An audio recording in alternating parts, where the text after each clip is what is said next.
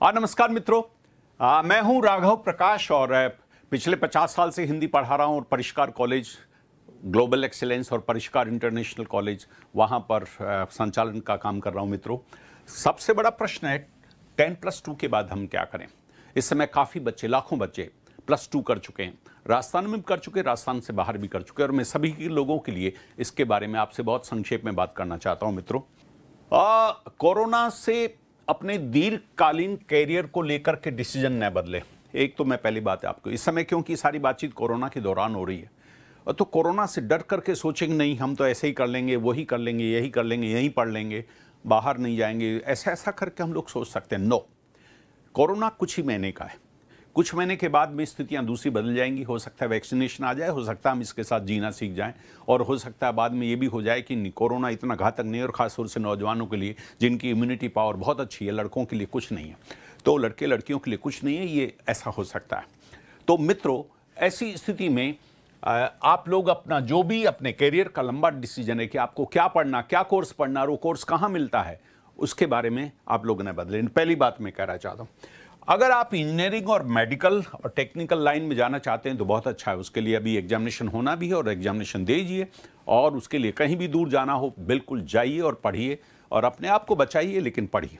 लेकिन अगर आप उधर नहीं जाना चाहते, आपकी रुचि उसमें नहीं है, बहुत से लोग इंजीनियर्स हैं जो इंजीनियरिंग करके बीटेक करके करेंगे नहीं हम तो इंजीनियरिंग करना ही नहीं चाहते, मेडिकल वाले कह रहे हैं हम मेडिकल नहीं करना चाहते, हम तो गलत जगह आ गए। ऐसा लोग हो रहा है। तो अगर आप पहले अच्छी तरह से सोच लीजिए, अगर आपको इंजीनियरिंग मेडिकल में जाना है तो वहाँ जाइए। अगर वहाँ नहीं जाना चाहते हैं तो आपके पास में 2 विकल्प है मित्रों। विकल्प पहला देखिए, एक गवर्नमेंट सेक्टर में और एक प्राइवेट सेक्टर में।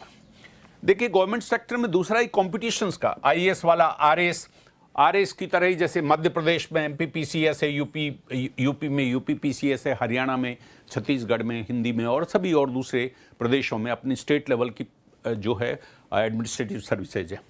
इस प्रकार से एनडीए और सीडीएस, ये 2 हमारे रास्ते ये हैं। एनडीए तो +2 के बाद में ही आप एडमिशन हो जाता है, वरना तो ग्रेजुएशन के बाद में आप सीडीएस में जा सकते हैं। ये सेना के, एसएससी और बैंक, रेलवे, ये अभी ये अपनी तरह के हैं। और इसके लिए सीईटी का एग्जाम होगा पहले। ये देखिए, सीईटी कॉमन एलिजिबिलिटी टेस्ट अब भारत सरकार ने एक देश एक परीक्षा के नाम से शुरू कर दिया। आप उसकी तैयारी कर सकते हैं, पहले उसमें जाइए और उसके बाद में फिर एसएससी अलग लेगी, बैंक अलग लेगी, और रेलवे की भी अलग परीक्षाएं हो सकती हैं, तो आप उसकी तैयारी कर सकते हैं। ऐसे पुलिस सब इंस्पेक्टर, और ये हर स्टेट में पुलिस सब इंस्पेक्टर की परीक्षा होती है, और इसी तरह से सेंट्रल ब्यूरो ऑफ इंटेलिजेंस में भी हो सकती है। इसके अलावा बहुत सी फोर्सेज हैं, जैसे सीआरपीएफ है, इंडियन आईटीबी भी है, या इंडियन टिबेटो बॉर्डर फोर्स है, वो भी इस प्रकार के है। ऐसे ही अकाउंटेंट और एलडीसी देखिए, और पटवार, ग्राम सेवक और कांस्टेबल, ये परीक्षाएं, ये सब की सब गवर्नमेंट सेक्टर की है मित्रों, और ये सब एडमिनिस्ट्रेशन की है, प्रशासन के लिए।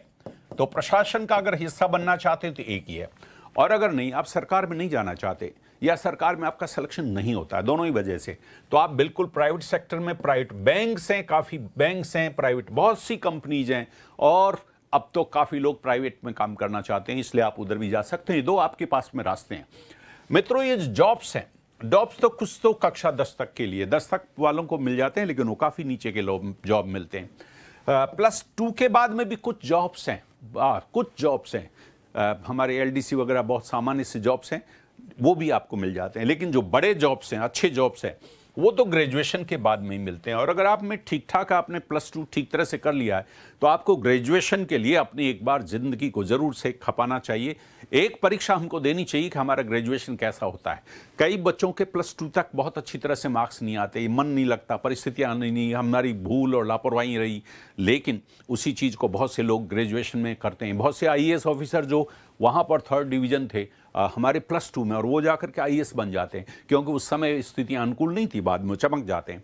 इसलिए वो उस चमक को हम चाहे बीए करें, बीकॉम करें, बीएससी करें, बीसीए करें, बीबीए करें, ये चाहे बीटेक करें, और उसके बाद में हम लोग पीए पोस्ट ग्रेजुएशन करें, एमए करें, एमकॉम करें, एमएससी वगैरह करें।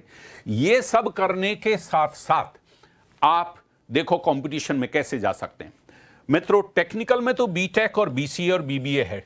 अगर स्नातक आप करते हैं 10-2 के बाद, तो देखो, एक तो टेक्निकल लाइन है, ये आप इसमें चले जाइए, बीटेक कर लीजिए। बीटेक भी तो ग्रेजुएशन है, ये भी तो स्नातक है। वो तो इंजीनियरिंग लाए, लेकिन इधर शिक्षा के क्षेत्र में भी जा सकते हैं।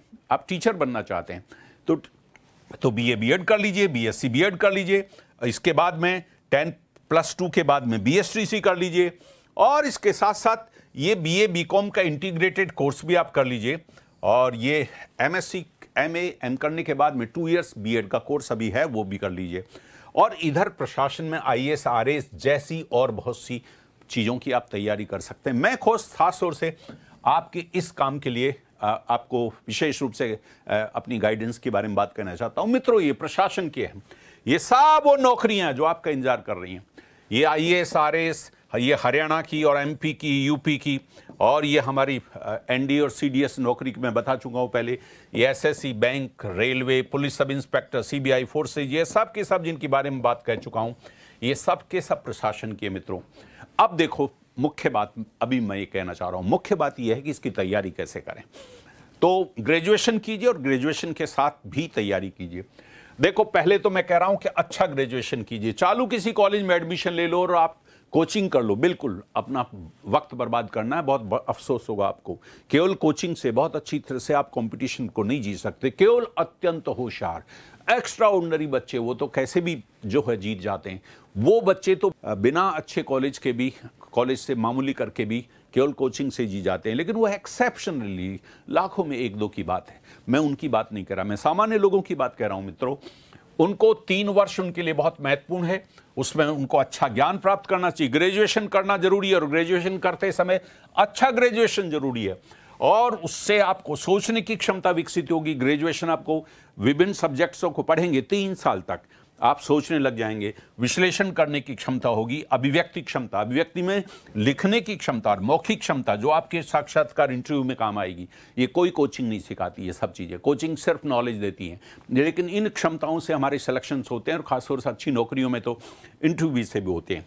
आप होशियार बनते हैं, और मध्यमस्थ और सामान्य स्तर के जो बच्चे भी हैं, वे भी, ये हमारे 3 तरह के बच्चे, और इन सभी को लाभ होता है। होशियार और अधिक होशियार होता है, और मध्यमस्थ और सामान्य स्तर के बच्चे भी अच्छे होशियार हो जाते हैं।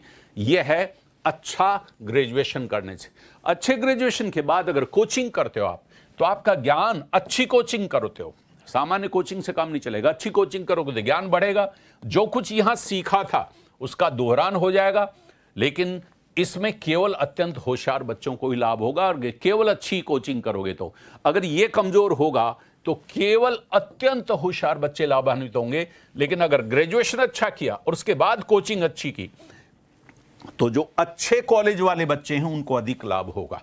इसका मतलब पहले ये अच्छा काम कीजिए, फिर ये अच्छा कीजिए, और उसके बाद में हर कंपटीशन के लिए सेल्फ स्टडी की बहुत जरूरत है। सेल्फ स्टडी में अगर अच्छा कॉलेज से आपने पढ़ाई की है और अच्छी कोचिंग से की है, तो उससे आपका सेल्फ स्टडी को सबसे ज़्यादा लाभ होगा, और यहीं पर आपका सिलेक्शन होता है। मित्रों, 10+2 के बाद ग्रेजुएशन के दौरान ही कंपटीशन की आप तैयारी शुरू करें। क्यों? देखिए, इसलिए कि अपने आप को हमेशा ऊंचा बनाए रखने के लिए काम होगा। ग्रेजुएशन करें अपने आप को, अगर आप 10+2 ही रह गए तो आपका लेवल ही नीचे रह गया, और ग्रेजुएशन ही है तो आपकी स्टार्ट यहां से होगी। इसलिए आपको ग्रेजुएशन करना चाहिए। पढ़ने का इससे अनुशासन बढ़ता है, भटकाव नहीं। अगर अच्छा ग्रेजुएशन करते हो, अच्छे कॉलेज से करते हो, तो आप इधर उधर नहीं जाएंगे। वरना जो कॉलेज के 3 वर्ष हैं उनमें लोग बिगड़ जाते हैं, उनमें भटक जाते हैं और निराश हो जाते हैं, और ये सोच लेते हैं कि मैं तो कुछ भी नहीं कर सकता, जबकि वो कर सकते थे। लेकिन अच्छा कॉलेज आपको भटकने नहीं देता, वो सपना और संकल्प को मजबूत करता है। हमेशा बराबर अच्छे कॉलेज में अच्छे लड़के मिलते हैं। हर बच्चे के अगर सपना सोया हुआ है तो वो भी जग जाता है, और अगर किसी का पहले से जगा हुआ है तो उसका संकल्प मजबूत हो जाता है कि मैं तो ये लेकर के, नौकरी लेकर के रहूंगा। मित्रों, निरंतर आपको वहां पर अच्छे कॉलेज में अच्छे टीचर्स मिलते हैं, और वो आपको गाइडेंस देते रहते हैं। निरंतर वो तैयारी करते रहते हैं, बच्चे लगातार जुटे रहते हैं, वहाँ टेस्ट भी होते रहते हैं। और आप देखिए, खास तौर से आपको ग्रेजुएशन के साथ किन सब्जेक्ट्स की साथ साथ तैयारी करनी चाहिए।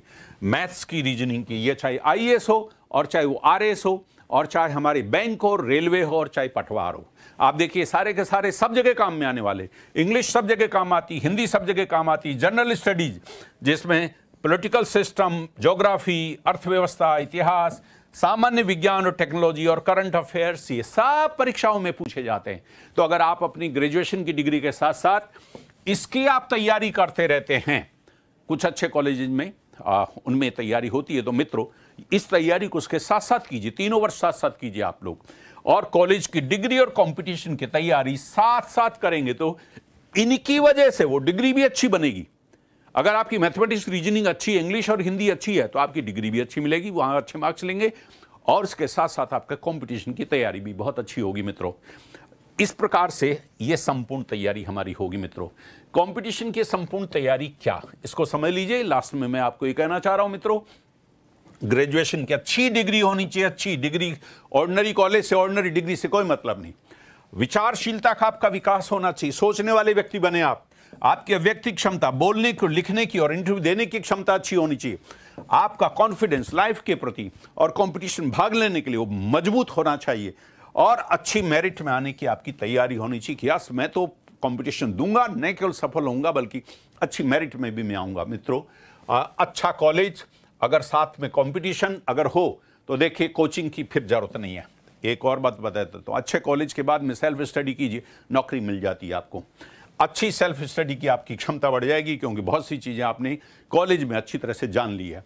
अच्छी मेरिट लेने की आपकी क्षमता बढ़ जाएगी। अब देखिए, अगर सामान्य कॉलेज से आप पढ़ेंगे, सामान्य कॉलेज से पढ़ेंगे और सामान्य कोचिंग से पढ़ेंगे, तो सामान्य स्टडी आप करेंगे, ये सारा होगा, और तब आपको असफलता मिलेगी, या तो ज़्यादातर फेल होंगे या फिर सामान्य सफलता मिलेगी। ये तो इसका परिणाम है। और अगर अच्छा ग्रेजुएशन करते हैं और अच्छी कोचिंग करते हैं और अच्छी सेल्फ स्टडी करते हैं, तो सफलता में आप मेरिट को भी प्राप्त कर सकते हैं। इसलिए मित्रों 10+2 के बाद में अच्छा कॉलेज लेना चाहिए, और उसके साथ साथ उसी कॉलेज में भी अगर अच्छी कोचिंग हो रही हो वैसे ही, तो भी आपको अच्छा होना चाहिए, और सेल्फ स्टडी तो आपकी बराबर जारी रहनी चाहिए। बस मित्रों मैं ये कहना चाहता था कि अच्छे कॉलेज से आप ग्रेजुएशन कीजिए, और उसके साथ साथ कंपटीशन की तैयारी भी कीजिए, और अपनी सेल्फ स्टडी को भी जारी रखिए। अगर ये तीनों कॉम्बिनेशन आपके पास बहुत अच्छे हैं, तो आप आईए से लेकर के किसी भी कॉम्पिटिशन के अपने आप को बहुत अच्छी तरह से तैयार कर सकते हैं। बस थैंक यू वेरी मच।